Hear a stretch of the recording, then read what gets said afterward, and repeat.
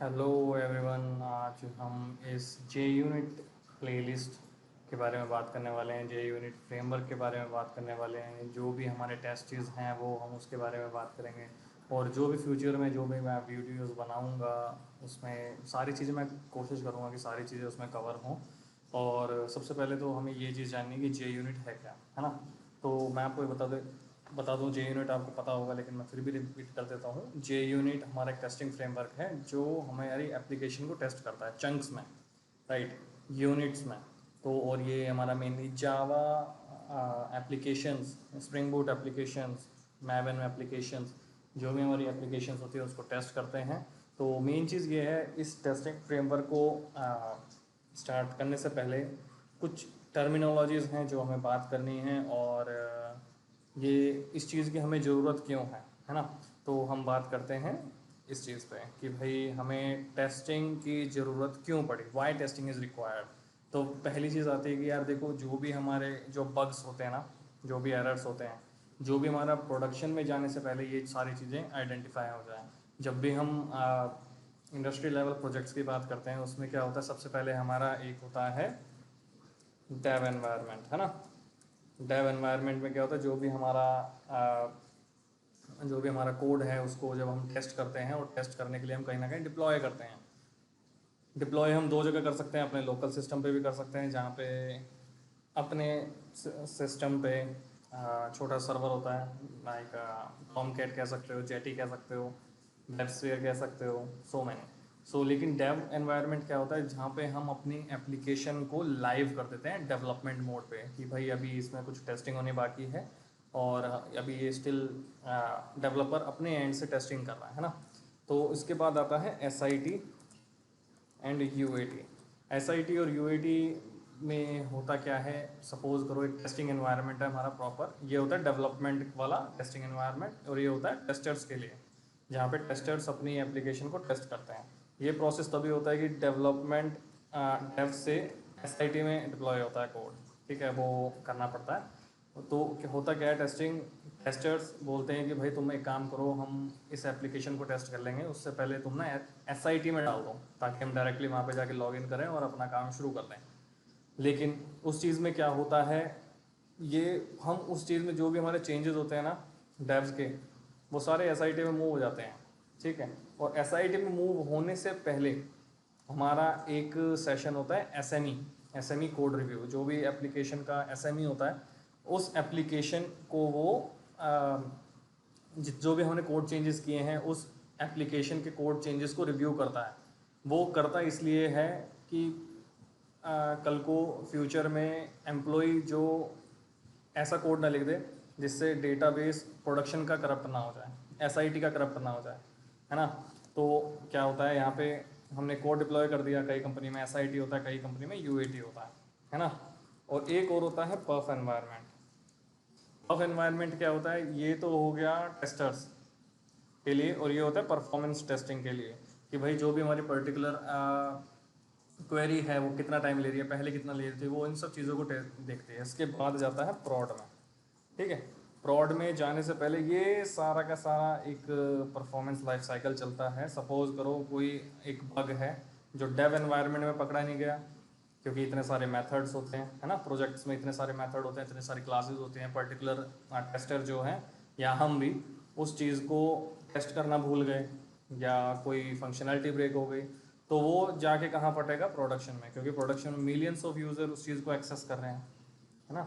तो इस चीज़ को हम मिनिमाइज कर सकते हैं simply by using J unit testing और एनी अदर फ्रेमवर्क। जे यूनिट सिंपली हमारा जावा का फ्रेमवर्क है, तो जावा टेस्टिंग फ्रेमवर्क है, तो हम इस चीज़ को टेस्ट करते हैं। दूसरा, जो भी हमारी एप्लीकेशन की क्वालिटीज़ होती हैं हम उसको प्रिजर्व करके रख सकें। हम लाइक कल को बिजनेस ये ना कह दे कि यार तुम्हारा तो कोड ही फटता रहता है, इसको हटाओ, किसी और को रखो, ये वाला प्रोजेक्ट किसी और को दे दो।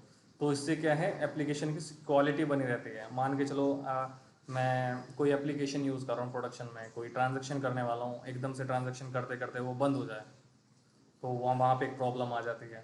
तो वहाँ पे जो क्लाइंट होता है, जो पैसा लगाता है प्रोजेक्ट पे, क्योंकि असली बिजनेस तो वही है, अगर वो पैसा लगा रहा है फिर बाद में वो ये बोल दे कि यार तुमसे तो मैनेज ही नहीं हो रहा, तुम एक काम करो किसी और को दे दो, किसी और टीम को दे दो, तो इस चीज़ को हम इंश्योर करते हैं कि हमारे एक जो एप्लीकेशन है उसकी क्वालिटी है, कि वो कोड नहीं फटेगा, कहीं ना कहीं चीज़ें हमने हैंडल कर रखी हैं। और वही जो मैंने तीसरा पॉइंट बताया कि भाई जब तक बिज़नेस को कॉन्फिडेंस नहीं आएगा, जब तक वो इन सब चीज़ों को मैनेज नहीं कर पाएगा, है ना। सेल्स, घूम फिर के बात तो सेल्स पे आ जाती है। अब अगर सेल्स टीम ही हमारी खुश नहीं है, बिज़नेस खुश नहीं है, तो हम एप्लीकेशन का करेंगे क्या। तो इसलिए टेस्टिंग की हमें ज़रूरत होती है। और आपको मैं एक चीज़ बता दूँ, जब भी कोई एप्लीकेशन प्रोडक्शन में जाने से पहले जा रही होती है, इन सारी चीज़ों से वो होके प्रोडक्शन में जाती है। अब देखो यहाँ पे सेव कैसे, मनी कैसे सेव होता है।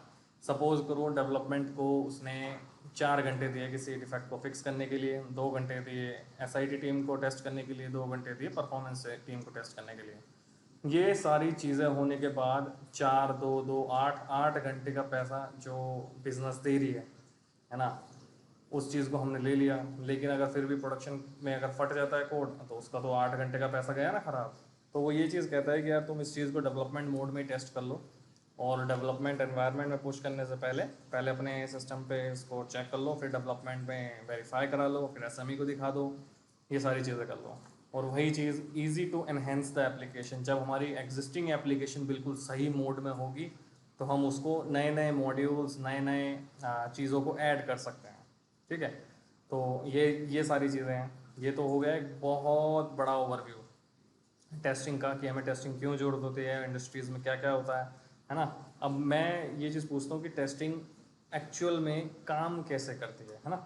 देखो एक्चुअली में क्या है, सपोज़ करो ये जो है ये एक हमारा कोड का मॉड्यूल है ना। हमें पता होता है कि इनपुट क्या आने वाला है और आउटपुट क्या आएगा। ठीक है, सपोज़ करो इनपुट हमारा कुछ भी, हमारा डेटाबेस से डेटा आना था, है ना। और इस चीज़ को हमें व्यू लेयर पे फेंकना था, जेएसपी पे फेंकना था, रिएक्ट पे फेंकना था, जो भी हमारी एपीआई है वहाँ पे फेंकना था। तो अब इस केस में क्या होगा, यहाँ पे हमें पता है कि इनपुट डेटाबेस से आएगा, आउटपुट कहाँ जाएगा, लाइव हो जाएगा सर्वर पे। बट अब सपोज़ करो कोई हमने मॉड्यूल लिखा, उस मॉड्यूल की वजह से कोई ना कोई फंक्शनैलिटी ब्रेक हो रही है, और हमने इसको ऐसे फेंक दिया, तो क्या होगा, इनपुट तो आएगा लेकिन आउटपुट जाएगा ही नहीं सर्वर पे। तो उसका फ़ायदा क्या हुआ, है ना। तो यहाँ पे चीज़ें आती हैं कि यहाँ पे टेस्टिंग स्टार्ट हो जाती है। दो तरीके की टेस्टिंग होती है, एक तो हमारा एंड टू एंड टेस्टिंग होती है, जहाँ पे एसआईटी टीम एक एक फंक्शनैलिटी को चेक करती है बैठ के, कि यार ये वाला बटन चल रहा है नहीं चल रहा, ये वाला ड्रॉप डाउन चल रहा है नहीं चल रहा, इनपुट फील्ड कैसे वर्क कर रही है कैसे नहीं वर्क कर रही है, ये सारी चीज़ों को वो टेस्ट करता है ना। तो अब यहाँ पे क्या है, अब अपने एंड से हम क्या टेस्ट कर सकते हैं कि भाई ये तो इनपुट है और एक आउटपुट है, ये तो सर्वर पे भेज दिया, लेकिन हम उसको टेस्टिंग एनवायरनमेंट में क्या चेक करेंगे कि भाई जो आउटपुट भेज रहा है सर्वर पे, और जो भी हमारा एक्सपेक्टेड आउटपुट है, जो भी हमारा एक्सपेक्टेड आउटपुट है, उस चीज़ को हम दोनों को टेस्ट करेंगे। सपोज़ करो हमारा एक एक मेथड है कैलकुलेशन का, जिसमें हम ये बोल रहे हैं कि दो वेरिएबल है, 2 + 2 = 4। हमारा एक्सपेक्टेड आउटपुट क्या है, 4। ठीक है, मतलब आउटपुट जो आ रहा है हमारा 4 आ रहा है, और हमें पता है कि आउटपुट 4 ही आएगा। ठीक है, तो हम दोनों को मैच करा देंगे, अगर दोनों सेम होगा तो पास हो जाएगा, अदरवाइज फेल हो जाएगा। दूसरा केस ले लेते हैं, सपोज़ करो कोई लिस्ट है, ठीक है, जो हमने डेटाबेस से उठानी है। ठीक है, वो डेटाबेस से हमने उठा तो ली, लेकिन उस लिस्ट में और भी चीज़ें ऐड होके आ रही हैं, तो वहाँ पे टेस्टिंग फेल हो जाती है। ठीक है, तो ये सारी चीज़ें होती हैं। तो हम इस चीज़ को स्टार्ट करने से पहले मेवन क्रिएट करेंगे, मेवन पे प्रोजेक्ट क्रिएट करेंगे, डिपेंडेंसी इंस्टॉल करेंगे, फिर वहाँ पे एक अपनी क्लासेस लिखेंगे, है ना। तो स्टार्ट करते हैं ये चीज़ें।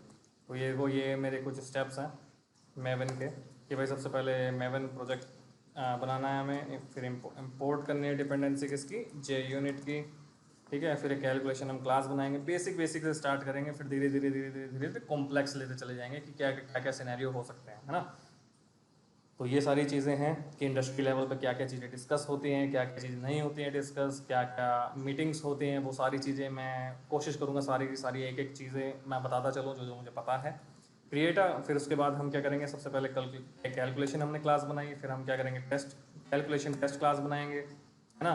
फिर कैलकुलेशन टेस्ट क्लास में हम टेस्ट केसेस लिखेंगे, फिर एनोटेट करेंगे रेस्पेक्टिव एनोटेशन से। सिर्फ हमारा इतना सा काम है आज का, है ना। इसके बाद हम आगे बात करें। तो ठीक है भाई, तो हम खोल लेते हैं अपना इक्लिप्स। मैंने न्यू वर्क स्पेस ऐड किया है ना।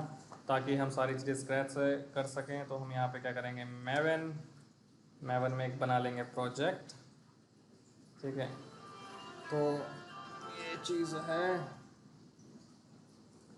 मैवन में बना लेंगे प्रोजेक्ट, है ना। तो अब ये सारी चीज़ें क्या आ गए, कॉन्फ़िगर करेंगे,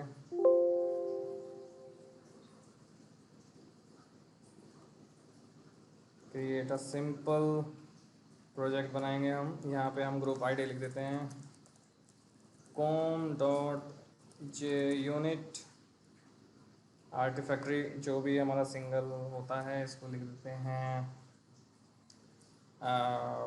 स्क्रैच, SCRATCH, स्क्रैच प्रोजेक्ट, ठीक है। और ये हमारा हो जाएगा स्क्रैच SCRATCH JUnit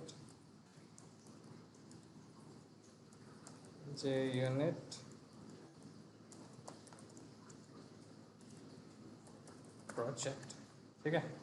बाकी हम इसको फिनिश कर देंगे। अब ये हो रहा है इनवैलिड प्रोजेक्ट डिस्क्रिप्शन हमारा क्या है, कर देते हैं क्लोज, दोबारा बनाते हैं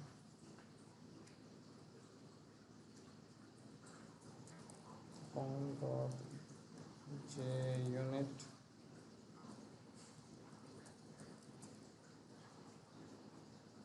स्क्रैच,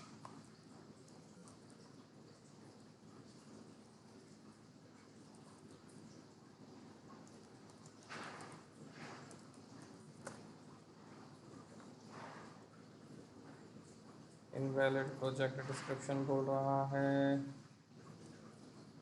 तो एक बार फिर ट्राई कर लेते हैं।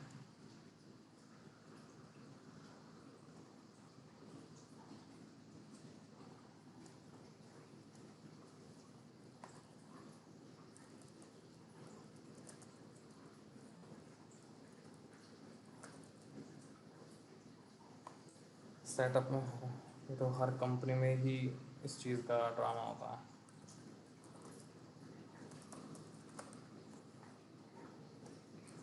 डिस्क्रिप्शन में भी हम यही डाल देते हैं स्क्रैच प्रोजेक्ट। चलो ठीक है, अब यहाँ पे हमारा एक प्रोजेक्ट बिल्ड हो रहा है स्क्रैच के नाम से, ठीक है। तो अब हम इसमें क्या करेंगे, अगर आप इसमें देख रहे होगे तो हमारे ये सारे कुछ मेथड्स बन चुके हैं। यहाँ पे हम अपनी एक क्लास लिखेंगे। अगर आपको कोर जावा आती है तो आप इस चीज़ को बहुत अच्छे से समझ पाएंगे।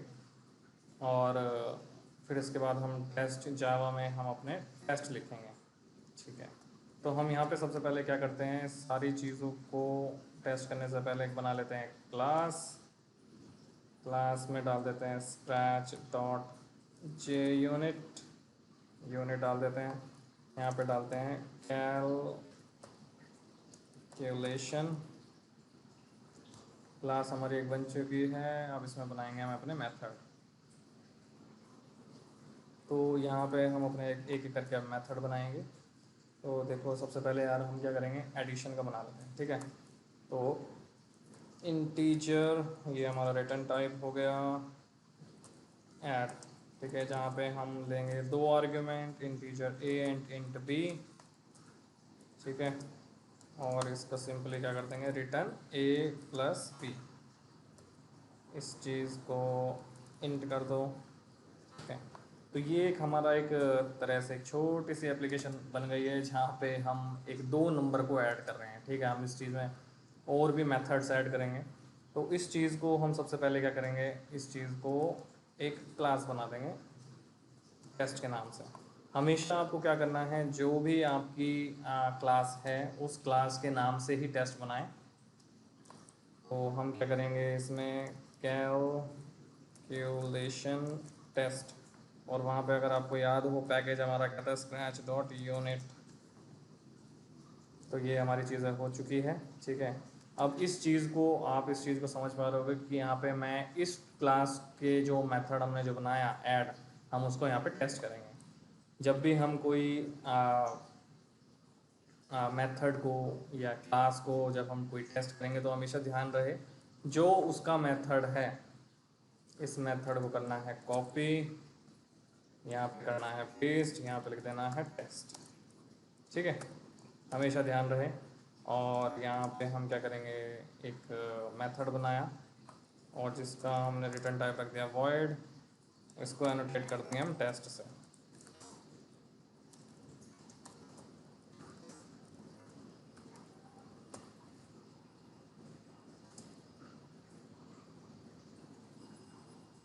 ये बोल रहा है add JUnit 4 library to the build path, but उससे पहले तो मैंने डायरेक्टली प्रोजेक्ट बनाना शुरू कर दिया। इससे पहले हम मेवन की एक डिपेंडेंसी डाल लेते हैं। वो क्या है, फ्रॉम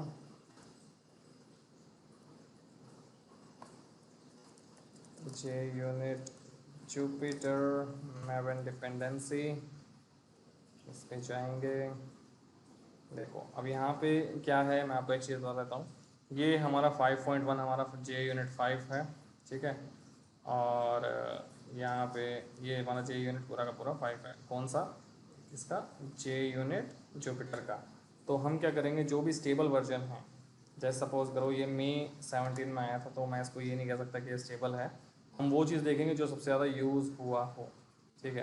तो अगर आप इस चीज़ को देख रहे हो 5.8.2, ठीक है, तो हम इस चीज़ को उठाएंगे, जो स्टेबल होगा सिर्फ हम उसको लेंगे, ठीक है। तो हम इसकी डिपेंडेंसी को करेंगे कॉपी,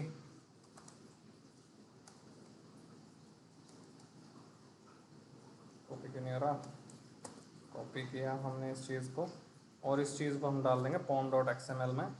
pom.xml में हम डालेंगे सिंपली डिपेंडेंसी टैग डाल के,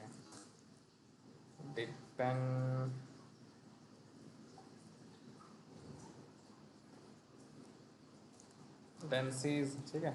अब यहाँ पे कर देंगे सिंपली पेस्ट। अब यहाँ पे जितने भी जार फाइल्स होंगी हमारी JUnit की, वो सारी की सारी वो अपने, तो यहाँ पे अब हम क्या करेंगे, डायरेक्टली इस चीज़ को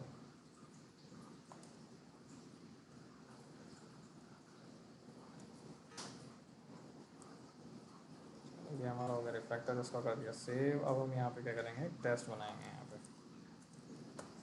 टेस्ट किया हमने, यहाँ पे हम JUnit Jupyter API को यूज़ करेंगे। यहाँ पे अगर आप इस चीज़ को देखो, यहाँ पे क्या होता है, हमारे पास ना एक असर्शंस होती हैं। असर्शन क्या होती है, यहाँ पे हमारे प्री बिल्ट मेथड है, मैं आपको दिखाता हूँ। assert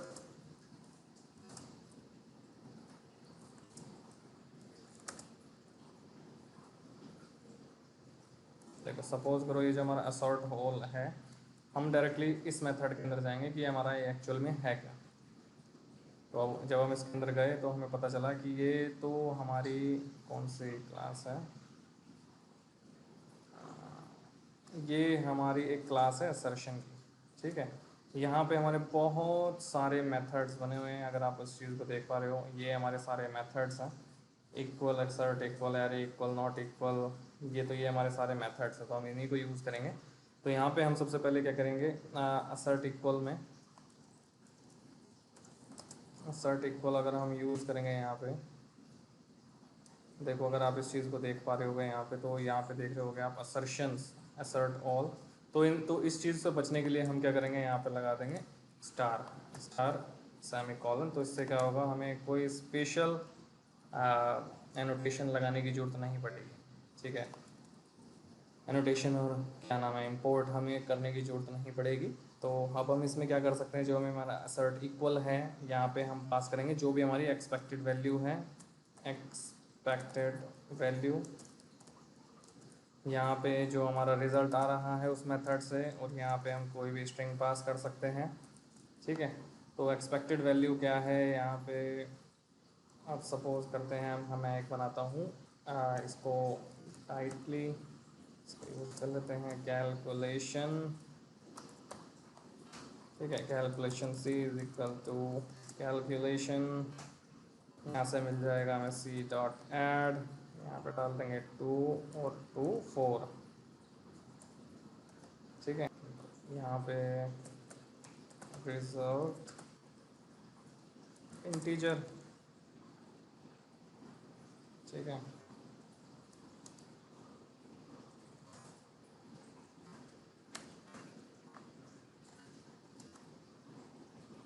जो भी होगा हमारा रिजल्ट इंटीजर हो गया यहाँ पे।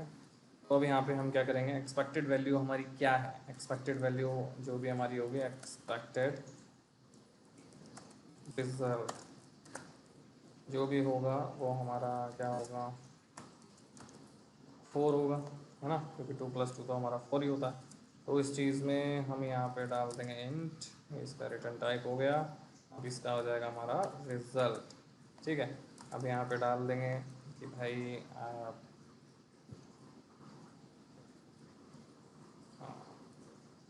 Result should be same with expected, ठीक है। तो अब हम इसको क्या करेंगे, सबसे पहले हम इसको रन करके देखते हैं कि भाई हमारा ये क्या नाम है, चलता है कि नहीं चलता। चलो, इसको हमने किया run, no recent launches, you can not launch. तो हम इसके लिए क्या करेंगे, यहाँ पे जाएंगे JUnit टेस्ट, ओके। तो मैं इस चीज़ में क्या करूँगा, जो भी हमारा JUnit है, JUnit 4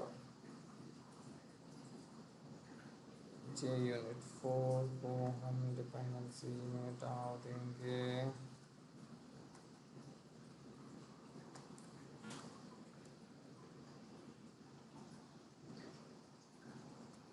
क्लोज कर दो और हम इसको कर देंगे दोबारा एक बार करके देखते हैं, क्योंकि not run project build path में जाना होगा हमें, scratch test arguments JUnit runner नहीं, हमें चाहिए 5 रन। तो ये यहाँ पे हमारी चल जाएगी एप्लीकेशन। अगर आपको यहाँ पे दिख रहा होगा, ये हमारा ग्रीन सिग्नल है, सो दैट मीन्स जो भी हमारा टेस्ट था वो चल गया। अब सपोज़ करो मैं यहाँ पे 3 और 2 और 3 डाल देता हूँ, तो हमारा एक्चुअल रिज़ल्ट क्या होना चाहिए, वो हमारा आएगा 5, बट यहाँ पे क्या है, तो ये हो जाएगा फेल, ठीक है। तो ये हमने चलाया है इस चीज़ को, अगर आपको यहाँ पे दिख रहा है रेड आ गया, ये हमारा एक फेल हो चुका है। ये बोल रहा result should be same with expected. तो यहाँ पे ये एक तरह से लॉग्स जो होते हैं वो यहाँ पे लॉग्स जनरेट हो जाएंगे, ठीक है। तो ये हमारा बहुत ही बेसिक टेस्ट था। तो मिलते हैं आपको हम अगले वीडियो में।